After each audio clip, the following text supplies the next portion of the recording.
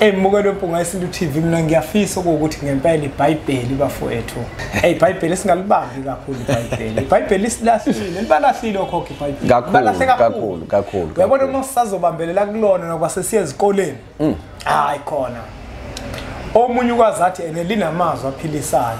Nawu nawo amazwi aphilisayo. Lawo nje uqeda ukwakhuluma. Yeah. Aphilisa lawo mazwi akusho ukuthi kufanele uzophenya incwadi ukuthi uthola amazwi aphilisayo.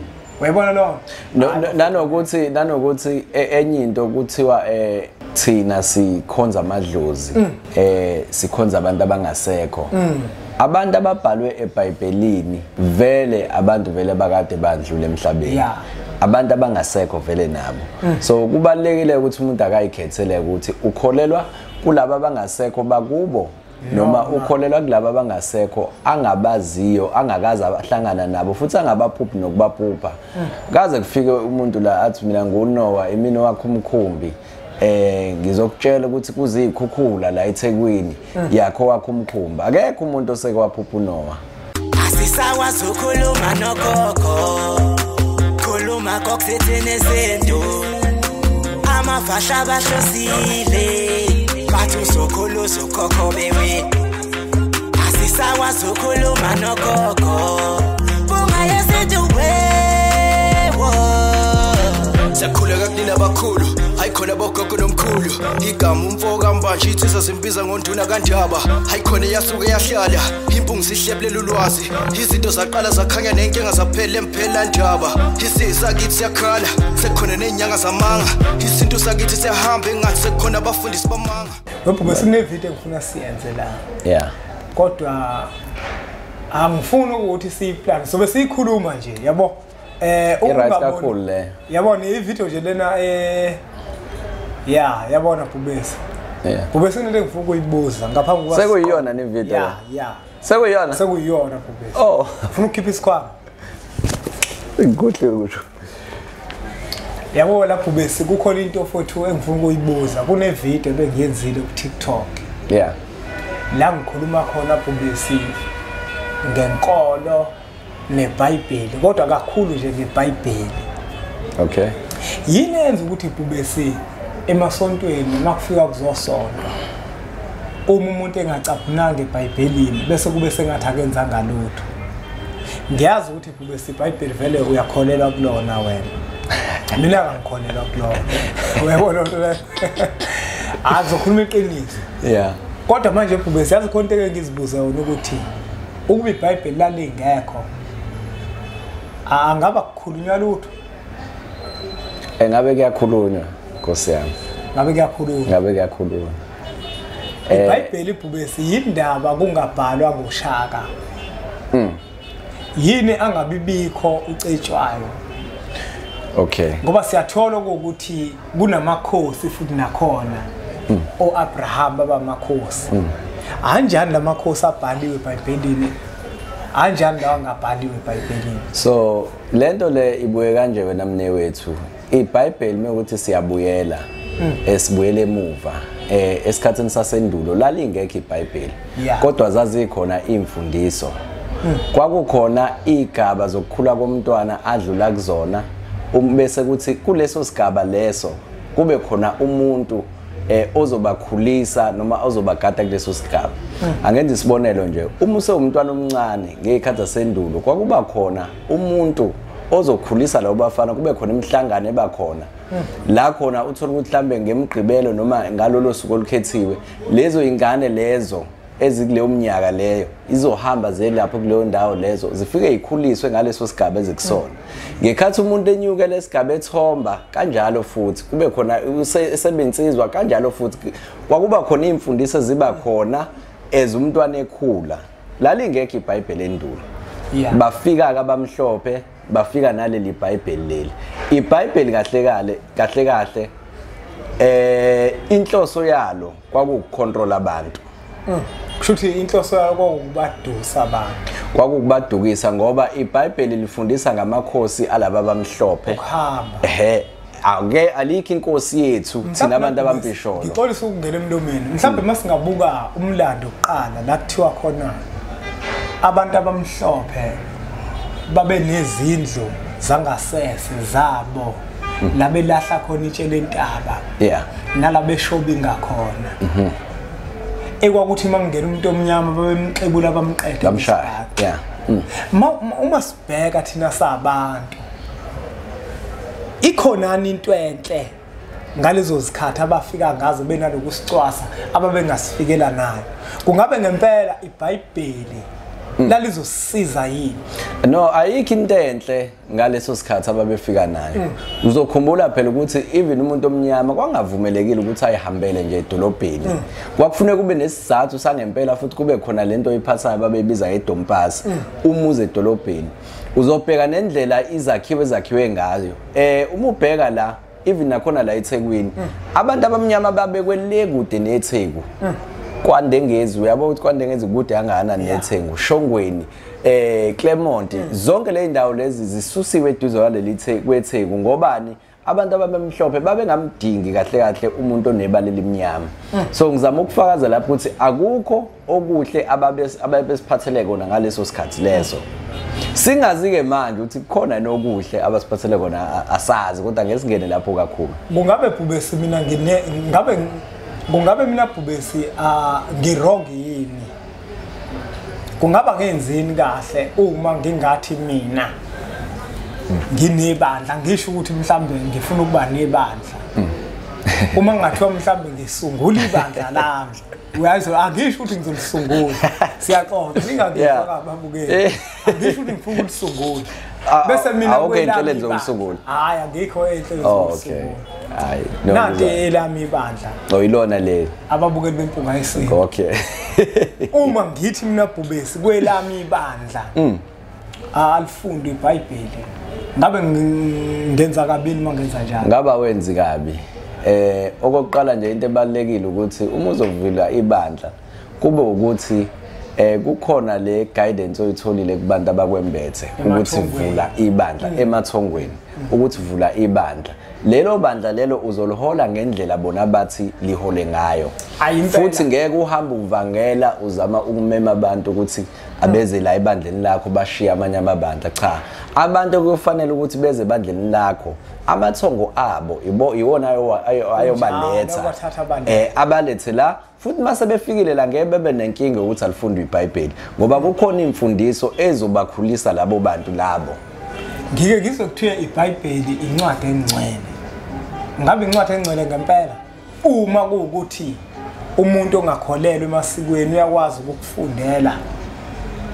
incwadi esho ukuthi umuntu ogcina amasiko wenza into yasesihogweni uphinde futhi umuntu ogcina amasiko naye akufundela incwadi emvunayo na ukuthi amasiko awagcina akekho umuntu ongaligcina isiko ngoba nalo iBhayibheli linamasiko alo adinga ukugcina so umuntu umethene laba abantu abakholela kwisintu bagcina amasiko umbuzo uthi yena akaligcini isiko labamhlophe laba babhalele leBhayibheli ngoba nabo bayawagcina amasiko inkinga ukuthi la bagcina amasiko abanye abantu abangafani nabo mase ukuthi thina sigcina amasiko abantu abafana nathi ngokwebala nangendlela esikhuliswe ngayo thina kodwa mesikhuluma ngamasiko akekho umuntu ongaligcina isiko ngoba nabo bayafasta nabo bayanikela bakhipha okweshumi kuningi abakwenzayo okwamasiko abhalwe eBhayibhelini into embi la wena mnekwethu nje sokukhuluma nje ngoba phela nakho sesiyayiqopha le video lento abantu abasindisiwe kakhulukazi yimbi ngoba labantu laba bafundiswa ngalendlela leyo ukuthi agcina umuntu esegxeka nezinto zabanye abantu kanti uma ukholelwe entweni ufuna ukholelwe kuleyo nto leyo miyeke omunye umuntu akholelwe entweni yakhe muze ukufuna ukuthi ufuna ukufaka ikhala yonke indawo uzuthi hayi lento le amadimoni le yini awukwazi ukubiza umuntu engimphuphayo mina angixwayise ngento ethize yenzeke futhi leyo nto leyo ngilekeleleke mina ngalesi sibonalo sengibe nasizolo mase uthi wena lo muntu uyidimoni eyiqiniso awukwazi qiniso le mina mnewethu ihlezi ngihlupha lento mfowethu mina iBhayibheli mfowethu yabo lento eBhayibheli mina mfowethu ayinginike ukuthula mina ngifuna ukukhuluma nawe iBhayibheli linginike ukuthula mina bhovungana into esuke ngixaka ukuthi kusho ukuthi inkulumo yethu ayipheleli imali ingekho No, inkulumo iyaphelela mnewethu. Kuhle ngoba ukhuluma nami, mhlawumbe uyazi mina ukuthi ngijwayele ukuhlushwa amaphupho ukuthi ufuna ngivule ibandla. Mina mhla ngempela ngihluba impela lento le. Ngelibe khona iBhayibheli ibandla. Ibandla liyafunakala. Hey, usanda ngikuphupha. Hayi liyafunakala ibandla. Hayi lapho akufuna ukukhuluma. Aliyafunakala ke bovungana. Hayi lapho ukukhohlisa. Hayi lapho ke ngeke. Lapho nje. Kulungile kodwa ke asiyeke leyo. Ukuthi siyafika leso sikhathi salelo bandla. Mina ngelize lifunde iBhayibheli bandla. Ayivele futhi ungabolifundi. Ngelize lifunde iBhayibheli. Yabona nje abantu abampisholo mfowethu engathi bangangalifunda nje iBhayibheli. Engathi bangangalifunda. Yabona amaSulumane ngiyawathanda amaSulumane. AmaSulumane anento yawo. Nawe mangathi usungula ibandla iba nento yakho ehambisana nebandla lakho sifunda amava ahlabahlosile uyabona lo into ezobuyisela umuntu kumsamo wakhe ngicabanga ukuthi sekuyisi isikhathi sokuthi asibhale iBhayibheli lethu sibe neBhayibheli lethu nathi elizofundisa ngathi namasiko ethu ekufanele siwagcine nokhokho bethu ngoba wena bhubesi uma sizokhuluma sifakazise ngithi mina kwafika ukhokho kamama wathi mfana akube ukuthi kube ukuthi wezwe lo into le iphathekayo leyo mase kuba nechapter le ukuthi ngokwempunga yesintu chapter kuthiwe ngokapheshe ngokwempunga yesintu chapter 1 uyabona lo sifundise ngento thina ezosisiza ngoba iqiniso lithi kusho ngathini mnewethu yabona le ndlela le yesintu iyona ndlela leyo kuthina abantu abambisho phela wabhubesi yabona ngesikhathi sendulo inkolo eyayikhona kwakugcina amasiko unakekela imisamo kuthethwa amacala izulu elalikhona ikwelamathongo namanje lisekhona futhi abantu bekwazi ngaleso sikhathi ukuxhumana nomveli inqangi mebecela imvula abanyukele entabeni kune abantu bebazi ukuthi ngale season sotshala ukuthi babe ngafunde indawo kodwa babe connected namathongo noNkulunkulu usukuthi manje ufuna ukulima endaweni ethile uzotshala sebekutshela ngokuthi kufuna aqale kuzohlolwa kuqala hayibo sinendlela thina esenza ngayo nabo labantu labo thola bafundile labantu labo babona ngoba kulezi zinto zifaka imijovo ama chemicals athile enza izinto ezibhedayo ubona ikabishi lihlaza kanti alinampilo alinamsoco abone lami lele ngilitshala ekhaya kanti lona nomsoco ke la ngoba lisuka enhlabathini alifakwe lutho hayi lezi zinto ezijovayo uthola ukuthi umbila ungadla umbila okhula yonke unyaka wonke hlezi kukhona umama asisho ukuthi kubi Nkosi yami abantu abaqhubeka bawudayisa umbila mekuyindlela yokuphila kodwa usuthola umbila nje unyaka wonke ngoJuly unyaka wonke thola umbila ophekiwe ngoJuly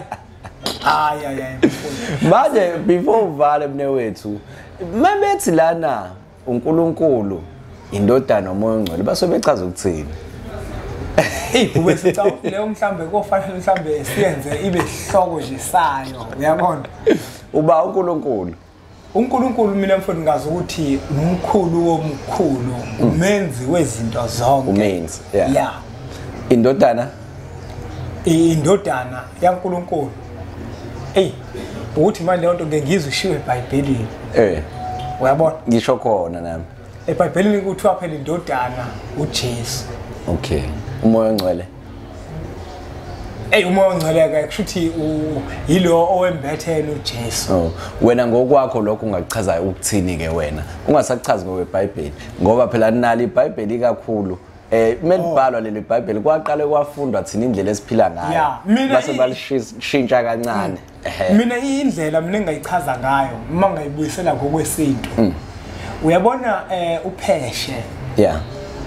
upheshe ngasho mina ukuthi ubaba ngamfanisa mhlambe ke nobani noyise ngithi sithe uyise nomoya ongcwele uNkulunkulu indodana umoya ongcwele upheshe ngamfanisa nomkhulu omkhulu kumina wezwe lo bese kuzothi ukuthi uNkulunkulu loyo bese umoya wakhe osewembethe mina ngawusho ukuthi umoya ongcwele mina ngibe indodana ngoba mina njenganendodana lo moya ongembethe walekhehle lidala kangaka othi masungembethe sengikhuluma uzucabanga ukuthi wena uma ungangiboni indoda enomkhaba ende nempandla kanti kuphakama lo moya uyabona lo nto leyo